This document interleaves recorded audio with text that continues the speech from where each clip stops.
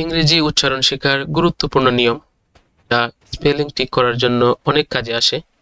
এই জার্নির মধ্যে আজকে হচ্ছে 7 নাম্বার ভিডিও বা 7 নাম্বার রুল। এই প্রত্যেকটা রুল খুবই কার্যকর এবং খুবই কমন ইংলিশ ওয়ার্ডের মধ্যে। চলুন 7 নাম্বার রুলটা দেখি।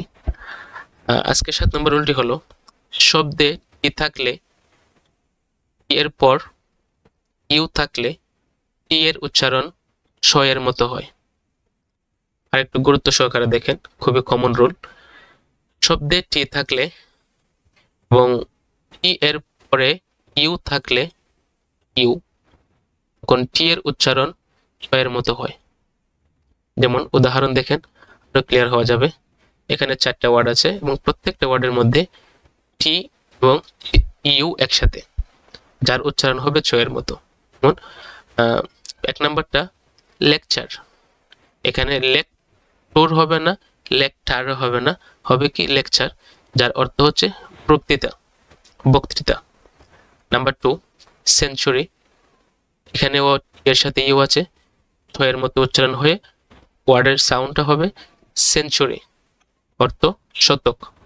এরপরে ফার্নিচার, লেকচারের জায়গার মতো এখানেও এই টি ইউ আর ই আছে, যার উচ্চারণ হচ্ছে ছ এর মতো, আর একসাথে ওয়ার্ডটা উচ্চারণ করলে দাঁড়াচ্ছে ফার্নিচার, বাংলা অর্থ আসবাবপত্র। দেন হচ্ছে 4 নাম্বার স্ট্রাকচার, ই ইউ একসাথে এবং এই জায়গার মধ্যেও এর উচ্চারণ ছ এর মতো হচ্ছে। স্ট্রাকচার অর্থ গঠন। এভাবে আমার সাথে প্রতিদিন একটা করে রুল শিখুন এবং প্রত্যেকটা রুল আপনার স্পেলিং ঠিক করার জন্য প্লাস উচ্চারণ ঠিক করার জন্য, রিডিং পড়তে আরো ইজি ফিল করার জন্য খুবই কাজে আসবে। এখন আপনার কাজ হচ্ছে, যে রুলটা শিখলেন এই রুলের অধীনে এই 4টা ওয়ার্ড ছাড়া নতুন আরেকটা ওয়ার্ড কমেন্ট সেকশনে লেখা। ওকে, কমেন্ট সেকশনে চলে যান and write one more example on your own. Practice করুন, সাথে থাকুন এবং ইংলিশ শিখুন খুবই সহজে আমার সাথে। যদি ভালো লাগে শেয়ার করুন, কমেন্ট করুন।